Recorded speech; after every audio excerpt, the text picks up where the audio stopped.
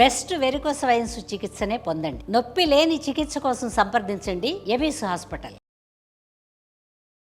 నమస్తే అన్నయ్య గారు. నమస్కారం అమ్మాయి. అన్నయ్య, పూజ ఎందుకు చేయాలి? అసలు పూజ వెనకాలన్న రహస్యం ఏంటి? ఎలా చేయాలి? ఎంతవరకు మాత్రమే చేయాలి? కన్ను పోయేంత కాటుక పెట్టుకుంటామా? పెట్టుకో.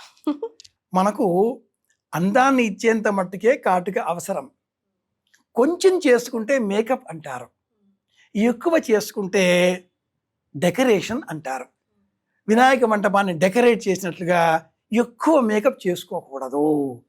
5-10 నిమిషాల్లో చెమట గారి అసలు రూపం బయటికి వస్తూ ఉంటుంది. కొంచెం అయితేనే అది అందం చందం. పూజ కూడా కొంచెం అయితే అందం చందం. ఎగ్జాక్ట్లీ. ఏకోపచారం, 2 చేతులు జోడించి నమస్కరిస్తే ఇది పూజ. ఇంతే పూజ. 2 చేతులు జోడించి నమస్కరించాలి. ఎక్కడా? అంతటా ఉన్న దైవం కదా. అందుకని ఏదో ఒక పటం, ఒక విగ్రహం, ఒక అర్చామూర్తి, ఒక యంత్రం ఒక చోట కాసింత, ఓ పుస్తకం, రామాయణం, ఇంటి నిండా అన్నీ పెట్టుకుంటే ప్రయోజనం ఏమిటి? సారాంశం అంతా ఇందులోంచే. ఓ రామాయణమో, ఓ భారతమో, ఓ భాగవతం, ఒక్కటి, ఏకం సత్, ఒకటే.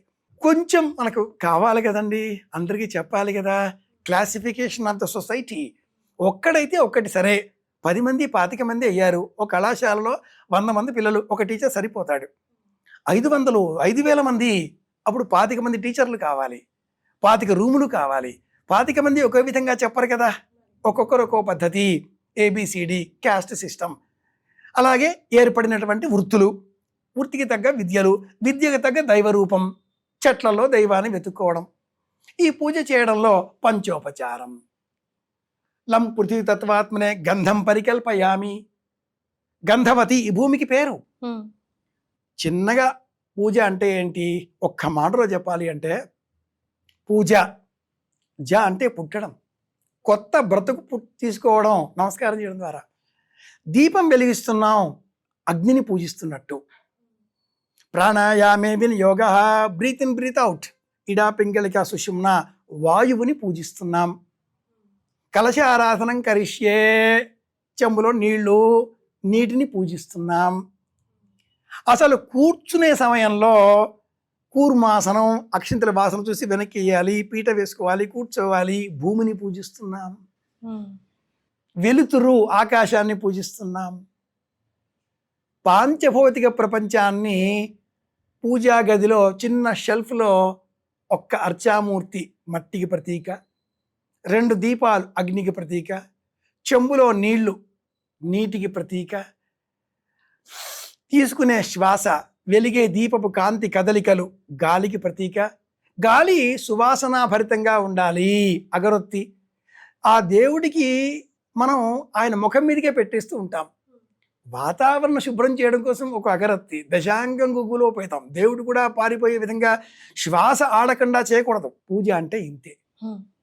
స్నానం చేసి పరిశుభ్రమైన వస్త్రాన్ని కట్టుకొని, బొట్టు పెట్టుకొని, సుషుమ్న బొట్టు పెట్టుకొని, నిన్న పెట్టిన పుష్పం తీసి ఒక విగ్రహం కడిగి మళ్ళీ పెట్టి, బొట్టు పెట్టి, గంధం పెట్టి, ఒక పుష్పం మళ్ళీ పెట్టి, ఉంటే పుష్పం లేదా అక్షింతలు, దీపం వెలిగించి, అగరొత్తి పెట్టి, ఏది తింటామో అది పరమాత్మ నీ ముందు అంటూ ఆ స్వామి ముందర ఉంచి మళ్ళీ మనం తినడమే పూజ.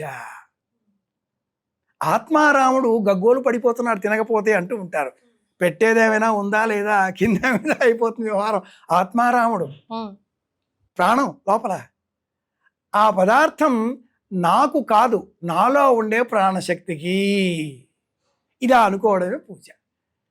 జీవితాన్ని పవిత్రంగా ప్రశాంతంగా గడపడమే పూజ. ఇంతే అర్థం. కానీ పూజలు ప్రార్థనలు ఎలా అయితే ఎక్కువ అవుతున్నాయో, అలాగే హత్యలు ఘోరాలు కూడా ఎక్కువైపోతున్నాయేమో అనిపించట్లేదండి? ఎందుకు ఇలా అవుతున్నాయి అంటే, పూజ విశ్వవ్యాపితమైన చైతన్యం అనుగ్రహం అందరికీ లభించాలి అనే సంకల్పంతో కాకుండా, నాకు మాత్రమే కావాలి, నేను మాత్రమే బాగుండాలి, నా వద్దనే ప్రపంచంలో సంపద అంతా చేరాలి, ఇలాంటి స్వార్థ సంకల్పాలతో దైవాన్ని ఒకచోట పట్టి బంధించే ప్రయత్నం చేసినందుకే ప్రపంచవ్యాప్తంగా నేరాలు ఘోరాలు పెరిగిపోతున్నాయి. దీపావళి, దసరా, లేదా ఇంకేదైనా కార్తీక దీపావళి, లేదా జ్వాలా తోరణం, కార్తీక పౌర్ణిమ, హరిహర మాసం, లేదా అయ్యప్ప మాసం ఎన్ని చేస్తున్నారో, రోజుకో కొత్త పండుగ. దేవుడు ఎప్పుడో పారిపోయాడు, విగ్రహాలలో దేవుడు లేడు, నిగ్రహాన్ని పోగొట్టే విధంగా మారిపోతున్న లోకం వచ్చేసింది. ఎందుకని? స్వార్థం. ఇన్ని పూజలు చేస్తే అసలు లోకంలో పోలీస్ స్టేషన్లో ఉండకూడదు కదా. పోలీస్ స్టేషన్ ఉంది, దొంగలు ఉన్నారని అర్థం. అలాగే పూజలు ఎక్కువగా చేస్తున్నారు. హిందూ మతం మీదే కాదు తల్లి, క్రైస్తవంలో, అలాగే ఇస్లాములో, ఇస్లామిక్ దేశాలలో ఇంత పెద్ద మసీదులు, ఇంత పెద్ద సమూహాలు, వేలాది వందలాది మంది ఉండరు. ఎవరి అపార్ట్మెంట్లో వాళ్ళు ప్రార్థనా స్థలం అని పెట్టుకుంటారు. మనకు గాలిబ్ చాలా గొప్ప కవి, మీర్జా అసదుల్లా ఖాన్ గాలిబ్. ఆయనను ఆ దేశపు రాజు చెరసాల్లో పెట్టాడు.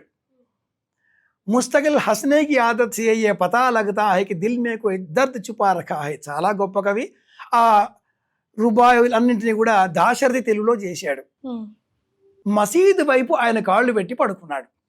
భటుడు వచ్చాడు, చూశాడు, కోపం తెచ్చుకున్నాడు. చక్రవర్తికి చెప్పాడు. ఈ గాలిబ్ ఎంత తీవ్రవాది అంటే మసీదు కాళ్ళు పెట్టాడు. చక్రవర్తి వచ్చాడు, కాళ్ళు తీసేస్తా, లేకపోతే ఇటువైపు పెట్టు, అటువైపు మసీదు ఉంది. ఆ గాలిబ్ అన్నాడు, అల్లాహ్ లేని వైపున నా కాళ్ళు పెట్టు, మసీదు వైపు కాదు, అల్లాహ్ లేని దిక్కులో నా కాళ్ళు పెట్టేసేయి. కళ్ళు మూసుకున్నాడు. చక్రవర్తికి అర్థం కాక వెళ్ళిపోయాడు. దేవుడు లేని చోట ఏదైనా ఉందా? లేదుగా. అలాగే క్రైస్తవంలో కూడా పాస్టర్లు కావచ్చు, మౌల్వీలు కావచ్చు, పండితులు కావచ్చు, ప్రపంచాన్ని భయపెట్టి పబ్బం గడుపుకుంటున్నారు. మానవులలో కూడా ఎందుకు ఇన్ని పూజలు అయ్యాయి అంటే స్వార్థం పెరిగి షార్ట్ కట్ మెథడ్స్ వెతుకుతున్నారు. ఏం చేస్తే నాకు మాత్రమే, నా ఇల్లు మాత్రమే బాగుండాలి, ఈ ధోరణి పోవాలి, ఈ ధోరణి పోవాలి. అందుకే హిందూ ధర్మంలోనే, క్రైస్తవంలో లేదు, ఇస్లాములో లేదు, హిందూ ధర్మంలోనే ఉన్న మాట స్వస్తి ప్రజాభ్య పరిపాలయంతాం న్యాయేన మార్గేణ మహిమహేషాః సర్వేషాం జనానాం అనేటట్లుగా లోకా సమస్తాః సుఖినో భవంతు. ఇది కదా మన మాట. శుభమస్తు. చాలా సంతోషం అన్నయ్య గారు, ధన్యవాదాలు. కృష్ణార్పణం.